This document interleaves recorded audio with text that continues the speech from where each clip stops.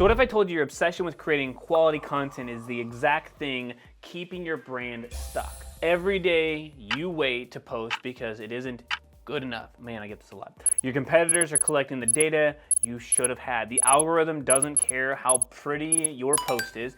It cares if people respond to it. And if you're only posting once a week, hoping one banger post will change everything, you're playing the wrong game. So in this video, I'm gonna be breaking down why quantity isn't the enemy of quality, it's the path to it.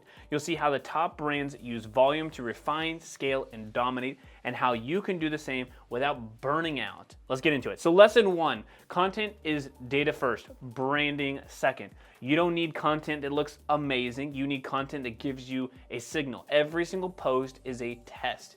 Each test tells you what your market actually responds to. That means the goal of the content isn't to impress, it's to iterate. And I gotta tell you guys, there's so many times that I am talking to a brand where I'm asking them like, hey, look, you have content, why are you not posting? It's just not good enough. It doesn't have a high frame rate, or it's like I shot it with an iPhone. That does not matter. The whole point for this video and the whole point for you to start this brand is to make money, and nobody is judging you but you right now. Lesson 2, content quality is subjective. My goodness, let's be honest. What even is quality? Somebody comment below and tell me. This is not some kind of engagement hack. Tell me and define what quality is. Well, quality looks like high effort. To you might be irrelevant to your audience. You can spend 4 hours on a video edit that gets 12 views. Or film a raw direct iPhone video, right, that gets 5 DMs. I could literally talk to the camera right now and say, hey, look, this is how we're gonna help you grow your brand. This is how I could do it. I could do it on a green screen, or I could do a highly polished video. The one that's me talking to the phone, I could get 5 DMs on it asking where to buy and how to buy. And the high quality post video, probably not the case. So many of you guys that I talk to, like maybe you're a high-end brand or a luxury brand, you're like, well, Gucci or Versace or Rude or whomever, they don't post like that. You're not them. I am so sorry. You are not them. They are billion-dollar companies. You are not a billion-dollar company yet. So you trying to play the same game, the same playbook, they will smash you. Quality isn't a fixed metric. Effort doesn't guarantee resonance. I don't care how hard you try. I'm really trying here right now. Hopefully this is resonating with you. But what matters is context and connection. I'm hoping that you as a clothing brand owner can understand that we have grown a lot of clothing brands, at 300 actually in the last 12 months alone. And the context here is that I have seen it doesn't matter the quality of that content because nobody can define it. Lesson 3, quantity leads to better quality. The reason you post more now is to learn faster. You create volume to collect data, then you double down on what actually works. And look, once you have that feedback loop, then you earn the right to slow down and go harder on quality.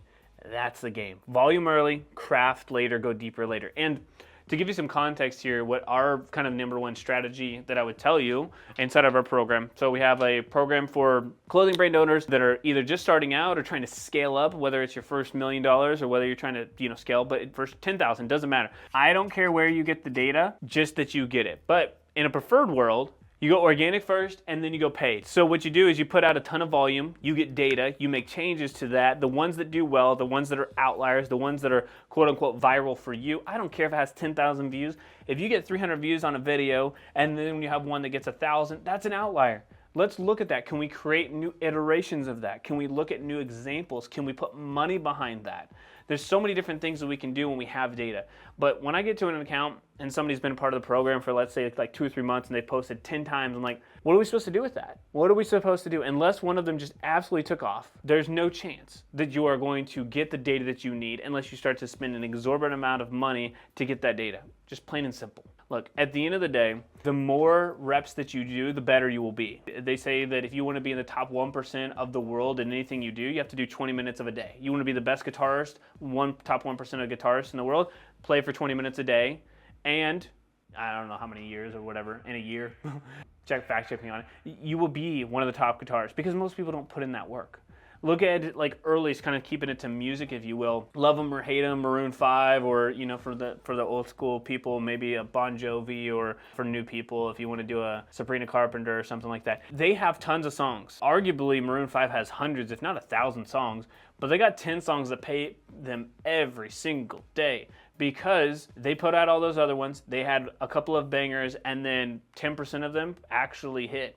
I mean, people are hating on Drake, and, you know, probably rightfully so. Love him, hate him, whatever. He also put out a bunch of reps, and most of his music is paid off of a couple of songs. And you can get down to that. It's like, how do you expect? How much hubris do you have? Do you think that you could put out 10 posts and then you just blow your brand up? We're all in the position that we are now. You got to take responsibility for yourself, myself included, right? This is not just a you thing. This is an everybody thing. You got to take responsibility. You're in the position that you're at now from the decisions that you made previously. Your brand is not growing because you actually didn't put in the reps. You didn't create the content. You did not make the iterations. You did not get better. Every single video, you must get better. There's a clothing brand owner who's inside of our program, and they don't want to be the face of the brand, and that's fine. It's just harder. They wanted to create content, so it becomes a curated machine, if you will, so curated pieces of content, and that's fine too. However, if you don't have an actual strategy in place, you just continue to post over and over again. Well, the one thing I will say is that they did really well is that they started posting 3, 4, 5 times a day. And in a matter of time, there's over 10,000, I think probably 15,000 people at the time of this recording that grew an Instagram account. I feel very confident. Like, look, doesn't matter. Find the niche, create great content, post frequently. You can get to 10,000 followers very quickly. The reason that you're probably not is because you're going so wide. I have to go to guys and girls. I have to go to different age demographics. You don't know my brand. Put it to you straight here because I want to just have a real talk that, like, I think it's an English fable maybe, but I use this a lot to try to explain what's happening here with brands, which is that those who try to catch 2 rabbits catches none. If you focus on one audience and one message to that audience, and you create content for that one audience, and you do it with high reps, you will grow. Getting to 10,000 people on Instagram honestly doesn't matter, but it makes a lot of you guys feel good, and that's fine too. But you can grow. You can build an audience. You can do those things, and it can happen much faster than you think. However, it really, really does not matter if you don't put out the content to the right audience at the end of the day. Okay, so I want to get you guys into the framework that I use inside of our program to help people not only get the know, like, and trust factor, but to get people to spend money, actually pull out their cards. I know your friends are telling you your product is amazing. I know your brother's probably telling you that it's the coolest shirt ever or the most amazing boutique. However, if they don't give you actual dollars, those are just, maybe they make you feel great about yourself, but the dollars and cents really comes down to the people who give you the dollars and cents. So I want to throw you and walk you guys through our content messaging system that you can use and implement into your brand, that it doesn't matter what you're doing, you will resonate with an audience. All right, before we keep going, I just wanted to say a quick hey, howdy, and hello. I'm Aaron. I'm one of the co-founders here, and alongside my business partner, Christian, we help specialize in growing clothing brands online. We served over 300 clothing brands, as I mentioned earlier, in the last 12 months alone, and we've helped them generate over $150 million in trackable revenue. We've been around for the last 10 years. We've done a lot of things wrong. We've done some things right, and we've now shared all of the things that actually work here on this channel. And if you're serious about growing your brand and turning content into cash flow, then you're in the right place. I'd also appreciate it if you gave us a nice little like and subscribe. That'd be nice. That way you do not miss out on any of the latest content. And if you do this, in the next 3 seconds, I'll share with you one of my favorite Saturday morning cartoons. Maybe it was yours too. The answer is Recess. Great TV show. Go check it out. It's on Disney+. Share it with your kids or watch it depending on what your age is. All right, so the content messaging system is pretty dang simple but effective. And there's a Google Doc that I have with this, but I think what I'm gonna do is I'm gonna draw it on here. And if you guys want this, just comment the word messaging down below and I will send that over to you. But first and foremost, I'm gonna call it the CMS, content messaging systems. Very first thing you've got to do is catch attention. The best way to catch attention is through contrarian statements, things that most people don't necessarily agree with. So we call this a thought reversal. So the thought reversal could be, let's say for example, most clothing brands think that you have to have 10,000 followers to have any legitimacy in your brand, and I will tell you that is 100% false. Like, I could go down that route. You could also say something for your brand, like let's say you're a Christian streetwear brand from Texas, and you could say, Christians can never wear streetwear brands because Christianity is not part of the urban culture or something like that, right? You can make something else. But the whole point is that you have a thought reversal, something that's contrarian to the popular belief. This should be around, and I'll give you a percentage here, about 20% of the content. It's also This is how people get to know you. So thought reversal. The next piece, these don't have to be in order, but these are the types of content. Connection. This is around, I would say this could be 10 to 30%. Connection is the things that I could share with you guys. For example, I could tell you that I live in North Texas, that I have young children, I have 2 young girls, that I am married, that I run competitively, that I could go down a rabbit hole of all these different stories to create a connection with you guys, and it would also help with the brand. So you can create content around your brand. If you are a mom of 3 and you have a children's clothing line, you should be creating content around those things. Maybe it's kids drop off. Maybe it's running to Target with your kids and what that's like, going grocery shopping. All of those are connection. This gets people to like you. People do business with who they know, like, and you can probably guess what this next one is, which is trust. If you don't have these, you can't make sales. Some clothes are just dope, but that's about 10 to 15, 20, 30% of the purchases. So very small. Most of it happens through these, and some people do it kind of on accident. So the last piece is the what to do. And this can be 30, 50% of your content. So many obvious answers could be what to do. How should you style for Mother's Day weekend? How should you wear this dress for your Memorial Day boating? How should you wear, or Labor Day boating? How should you be wearing an outfit for the 4th of July or your birthday, or whatever? That's all the obvious stuff. The other ones are what to do when you got 3 kids that are super hungry and you want to have a fast meal that's less than 30 minutes to put food on the table for your kids. Again, you're going to do some connection. You're also going to show people what to do. You're going to add value. It's a community.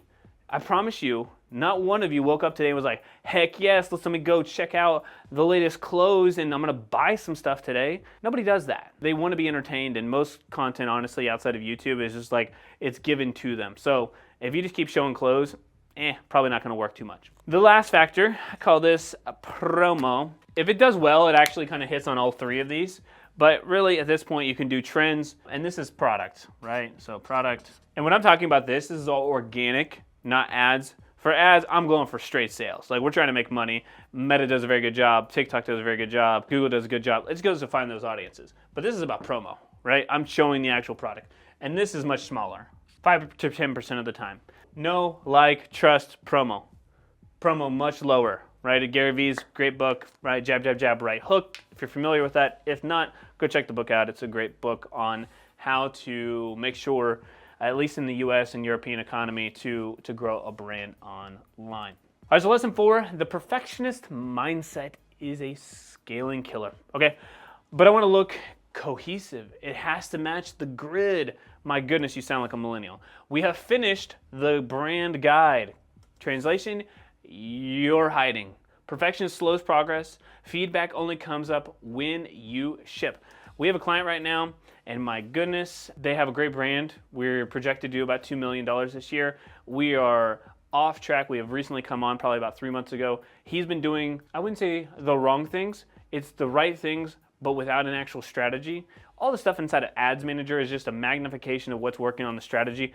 Dope brand, really cool celebrity like call outs. However, the marketing team that he has now is just literally pushing buttons. There is no strategy, and he isn't giving feedback on our stuff right now. So it's like we're slowing things down to where they should be. At this point, I've called a meeting and said, like, look, this is the way we've got to run things. You're the business owner. I get that. However, if we wait for perfection to happen, your business will go under. And that's the last thing I want for this guy. I really do care about him, as we do with anyone we work with. The goal is to help you grow, but he's literally shooting himself in the foot, right? Cutting off his face to spite his nose. And at the end of the day, you've got to put this content out there. Number 5, your audience builds your content with you. The most effective clothing content, pretty simple, it's often co-created. It comes from comments, DMs, I love stitch replies, stories, polls, but you only get those once you actually put up enough content, and quantity opens up that door to collaboration. You don't get questions on your content if you don't put out content. Isn't that kind of an odd statement, right? Like, I wish people commented on my stuff. Well, you don't put out enough content where people actually would comment. Lesson number 6, the content scaling strategy removes the guesswork. So we build a content system for brands that pulls ideas directly from sales calls, product reviews, competitor comment sections, and foreplay tested hooks. So we use a tool like Foreplay, but Foreplay is a great place for you to go to if you want inspiration, but all of the data behind foreplay and all the examples of foreplay mean nothing if you don't put action into it. Instead of asking, what should I post this week? You're running a playbook that's already battle tested. And if you want, honestly, if you want the foreplay examples that are kind of going around on the screen right now, just comment the word foreplay. I'll send you the link. You can go check it out. You can start reviewing those content. We update that, if not daily, every other day. And this is where we take clients from reactive posting to running full content operations. All right, so hold up just 1 second. If you're a clothing brand owner, you're in the right spot, and you want to jump into the specifics of your brand and how to actually grow profitably online, get over this content hurdle, this, I would say, issue in your head of why you cannot grow your brand, and it's the content or the quality, and it's still kind of affecting you right now, you can schedule a free 45-minute strategy session with us. All you have to do is check out the link in the description down below. Obviously, there are limited spots, so go find the time right now that works best for you. We'll see you on the other side. All right, lesson number 7. Oversaturation is a myth. My goodness. Whether you love him or hate him, Gary Vee talks about this. Most people haven't seen you yet. I talked about this earlier, right? What level of hubris do you have to think that everybody's seen you? You're not oversaturated. You're underexposed. And I like the way Gary Vee says this. People need to see you in different contexts, and that means showing up often in different formats at scale. You guys see us on a YouTube video here, but I'll do something different over on Instagram or something and show up different in stories on Instagram. Or I may do a podcast, and you may see us as an authority, but we're interviewing a woman who owns a boutique. Or you may see us on a podcast where it's a streetwear brand based out of Miami.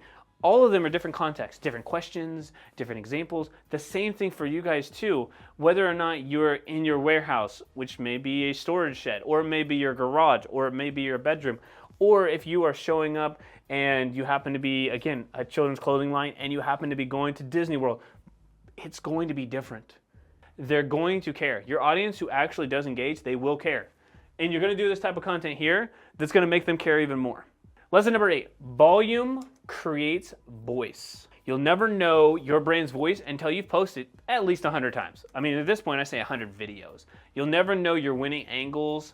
You test 30 hooks, which are like the beginning of a video. It's the first, I argue, 30 seconds to 30 seconds. YouTube's 30 seconds. Most videos on short form like Instagram, TikTok, you got 3 seconds. You'll never know your best call to action until you rotate through 20 plus offers. Clarity isn't found in a brainstorm, it's forged in the output. And what I mean by that is finding some guru's video online telling you these are the top hooks, and then you put 3 of them in place and you're like, well, that guy was a guru and he was a liar. I mean, maybe, I don't know, I don't call out anybody. But my point is you never did the 20 hooks. That's the problem. Getting them and downloading them and make you feel good that you have something saved there on your Instagram story or your Instagram, that you got something saved but you do nothing with it, ain't gonna help your brand.